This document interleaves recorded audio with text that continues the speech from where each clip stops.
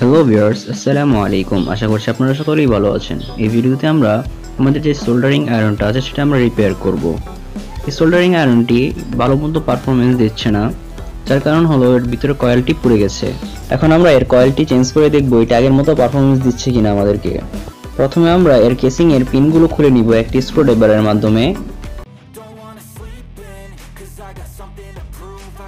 Soldering আয়রনটি খোলার পরে দেখলাম এর ভিতরে কোনো ধরনের ইলেকট্রিক্যাল কম্পোনেন্টস নেই, শুধু এসি পাওয়ার সাপ্লাই লাইন দেওয়া আছে কয়েলটির সাথে, যার জন্য আর আমাদেরকে ভিতরে কোনো কানেকশন করতে হবে না, শুধু কয়েলটি চেঞ্জ করে দিলেই হবে।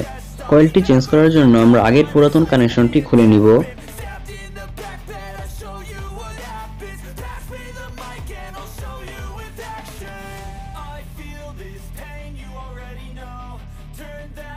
দেখতেই পাচ্ছেন কয়েলের তারগুলো শুধু পেঁচিয়ে একটির সাথে আরেকটি কানেক্ট করে দিয়েছে।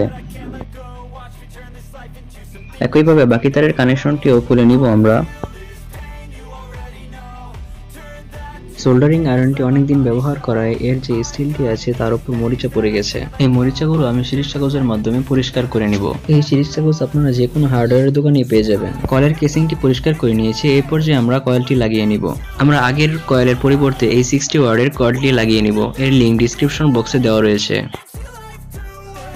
আপনাদেরকে একটা বিষয় বলে রাখি, এসব কয়েলে কোনো ধরনের পজিটিভ এবং নেগেটিভ প্রান্ত থাকে না, যার জন্য আপনি এর দুই প্রান্তে যে কোনোভাবে এসি পাওয়ার সাপ্লাই দিলেই এই কয়েলগুলো কাজ করবে। কয়েল দিয়ে কেসিং এ লাগানোর পূর্বে এর ভিট কানেক্টর পিনগুলো খুলে নিতে হবে, তা না হলে আপনারা কেসিং এর ভিতরে কয়েলটি লাগাতে পারবেন না। এখন আমরা কয়েলের দুটি প্রান্তকে আগের মতো করে এসি পাওয়ার সাপ্লাইয়ের সাথে লাগিয়ে নিব।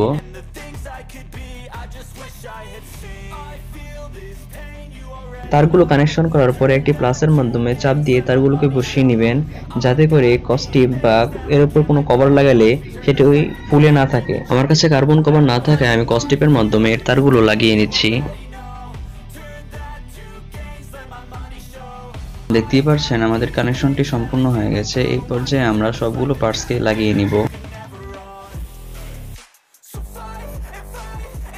এখন আমরা এতে একটি কপারের 60 ওয়াট বিট লাগিয়ে নিব। বিটটিকে একটি স্ক্রুড্রাইভারের মাধ্যমে লাগিয়ে নিব।